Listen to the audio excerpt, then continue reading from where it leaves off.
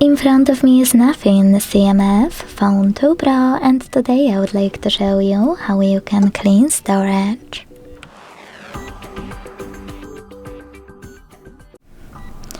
Begin by looking for an app code files that's already on your device. When you find it, click on it. Then tap on those three lines at the top left corner. Hit clean. Select clean under junk files and then clear in the pop-up. So when I do that, as you can see, storage of my device was successfully cleaned. Thanks so much for watching. If you enjoyed this video, don't forget to leave a like, comment and subscribe.